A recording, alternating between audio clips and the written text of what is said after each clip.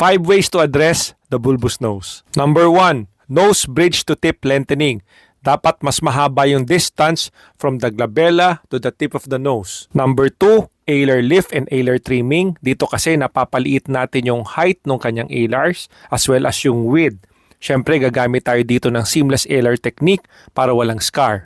Number 3, nose tip defatting and suturing. Ito yung tinatanggal natin yung fats under the skin and sinusuture natin or tinatahi natin yung cartilage para mas define siya. Number 4, columellar show. Dito gumagamit tayo ng ear cartilage tapos ginagawa natin siyang shield graft para maipush niya forward yung columella. By the way, if you're new here, I'm Dr. Henry. I do a lot of rhinoplasty. My clinic's name is Clara V. Please follow my TikTok account. And number 5, maximum tip projection.